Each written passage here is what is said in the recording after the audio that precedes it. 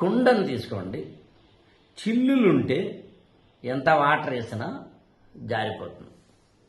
అదే కుండకి చిల్లులు లేకపోతే ఎంత వాటర్ వేస్తే అంత స్టోర్ అవుతుంది. కుండ మీరనుకోండి, ఆ చిల్లులు మీలోని లోపాలనుకోండి, ఆ నీళ్లు మీరు చేసే పరిశ్రమ అనుకోండి, అంటే మీరు చేసే వర్క్, హార్డ్ వర్క్ అనుకోండి. నువ్వు ఎంత పని చేసినా నీకు లోపాలుంటే మాత్రం ఖచ్చితంగా నువ్వు ఎదగవు. నువ్వనే కాదు, నేను ఎదగను. లోపాలు నాకుంటే నేను మాత్రం ఎదుగుతానండి. లోపాలుంటే ఎవడూ ఎదగడు ఇక్కడ. అందుకని నీ కుండలోకి హార్డ్ వర్క్ అనే నీళ్లు నింపడం కన్నా ముందు నీ కుండకి ఉన్న లోపాలు అనే రంధ్రాలను ఐడెంటిఫై చేయి.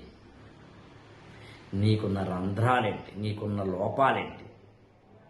నేను ఐడెంటిఫై చేసిన అందరికీ ఎవరికైనా కామన్గా ఉండే 5 లోపాలు చెప్తాను. బహుశా నాకు తెలిసి 5 లోపాలని బ్రాడ్గా చెప్తాను.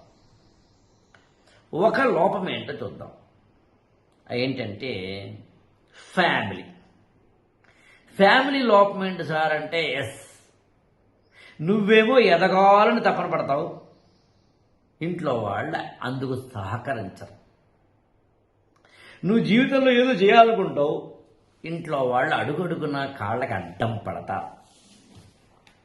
ఫ్యామిలీ సపోర్ట్, ఫ్యామిలీ అనేది ఒక లోపం అవుతుంది, ఒక బర్డెన్ అవుతుంది, ఒక భారం అవుతుంది, ఒక కాళ్ళకి ఏమంటుందాన్ని ప్రతిబంధకం అవుతుంది, ముందరి కాళ్ళకి బంధం అవుతుంది, నీ కుండకి రంధ్రం అవుతుంది. ఫ్యామిలీ మార్చాల్సిందే. మెంబర్స్ని మార్చలేం కదా, మెంబర్స్ యొక్క మనస్తత్వాలని మార్చుకోక తప్పదు. అప్పుడు నీకు ఇంకా శ్రమ ఎక్కువ అవుతుంది. అప్పుడు జీవితంలో ఎదగడానికి కష్టం. జీవితంలో బాగా ఎదిగిన వాళ్ళను క్లోజ్గా చూస్తే వాళ్ళకి ఫ్యామిలీ సపోర్ట్ ఉంది.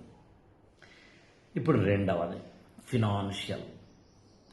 డబ్బులు లేకపోతే కొన్ని పనులు చేయలేం.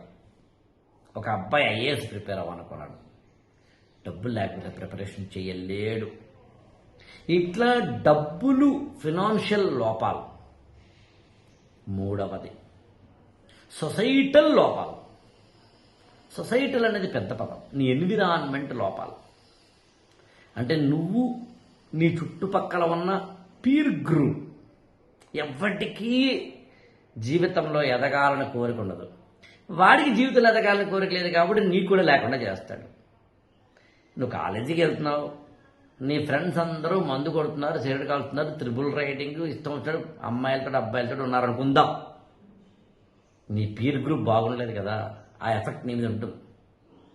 నువ్వు ఆఫీస్కి వెళ్తున్నావు, 4 డబ్బులు సంపాదించాలనుకుంటున్నావు, సాయంత్రం అయ్యేసరికి ఒక పార్ట్ టైం జాబ్ చేయాలనుకుంటున్నావు, తీరా చూస్తే ఫ్రెండ్స్ సరే ఇదా అన్నా ఇవాళ మన బర్త్డే పార్టీ ఇస్తానా, రాత్రంతా మద్యపానంతో ధూమపానంతో జీవితం అయిపోతుంది.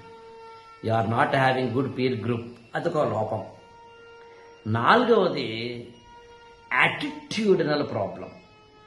యాటిట్యూడనల్ ప్రాబ్లం అంటే అర్థం ఏంటంటే, కొంతమందికి అహంకారం ఎక్కువ ఉంటుంది, కొంతమందికి ఈగో ఎక్కువ, కొంతమందికి కాన్ఫిడెన్స్ ఓవర్ అయిపోతూ ఉంటుంది, అంటే ఓవర్ కాన్ఫిడెన్స్ ఉంటుంది, కొంతమందికి విపరీతమైన ఇరిటేషన్ ఉంటుంది, కొంతమందికి విపరీతమైన కోపం ఉంటుంది, కొంతమందికి విపరీతమైన అంటే అంటే ఒక మాటలో చెప్పాలి అంటే విపరీతంగా వాళ్ళు అంటే ఈర్ష్య, అసూయ లాంటి వాటి ఉంటారు. అంటే ఎండ్ పాయింట్ అటు తిరిగి ఇవన్నీ ఎందుకు, కానీ యాటిట్యూడనల్ ప్రాబ్లమ్స్.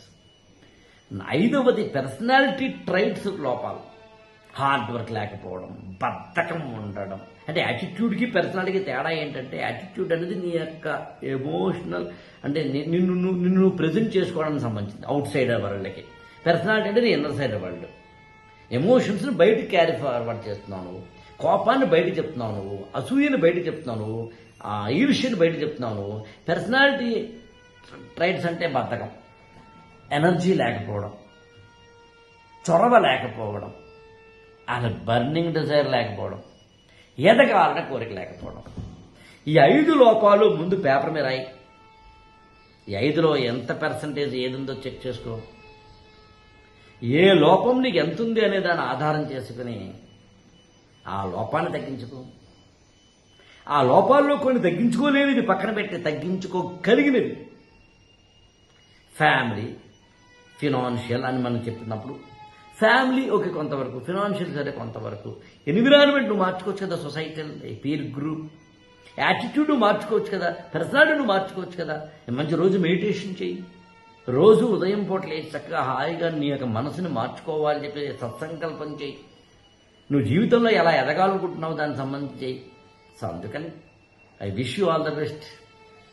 కొండలో నీళ్లు నింపడానికన్నా ముందు రంధ్రాలు ఎక్కడ ఉన్నాయో చూసి వాటిని ప్యాచ్ వర్క్ చేసుకోకపోతే ఎంత శ్రమపడ్డా వృధా అయిపోతుంది.